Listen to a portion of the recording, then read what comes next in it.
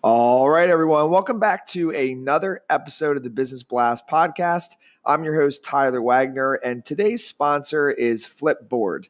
Flipboard curates the world's stories so you can be smarter in your work, life, and play. Choose from thousands of topics to personalize Flipboard and get the latest stories from the best publishers and experts delivered to you 24/7. So you can get started now at flipboard.com. And now let's jump into the episode.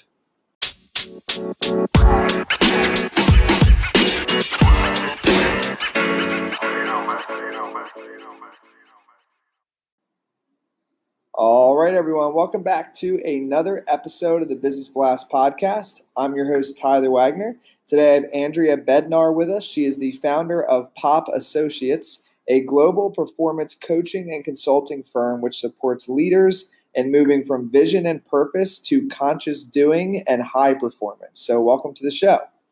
Thanks, Tyler. Of course. Grateful to have you here. So, Andrea, the first question we ask on the show is, what is the best story from your life that has an underlying valuable message? This happened when I was 28, although I found out later it had been happening my whole life.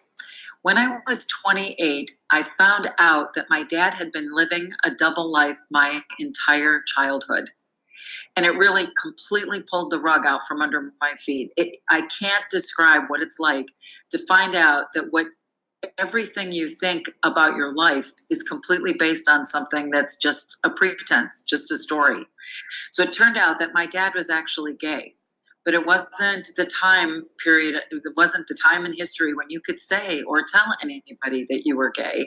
So he pretended that he was a straight guy, married my mom, had 2 kids, myself and my sister, and then ended up getting arrested for propositioning a male police officer. And what I learned out of that, there's a lot of learnings that came out of that. But one of the things that I learned was how important it is to actually be who you are. And that doesn't mean you always know who you are. Like you don't know every aspect, and life is about discovering.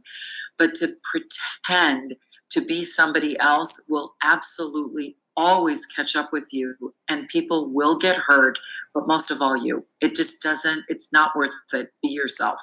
Mm-hmm. And then what is the most valuable piece of information we should know that's within your expertise or industry? A lot of people have purpose nowadays, or they're looking for their purpose. So having your purpose, knowing a purpose, it's all fine. But here's the thing that most people are not looking at, and that is that having a purpose mostly does not matter. I mean, I'm sorry to say that because everybody's so big on that, but it doesn't matter. What matters is what you do with your purpose. And that I could say, weeks of stuff on, but I'll leave it at that to ask, people who are listening to think about that. Are you living and doing your purpose? And then what is your best piece of overall business advice? So not necessarily industry specific. You can do anything you want, but almost no one is willing to do the work to achieve it.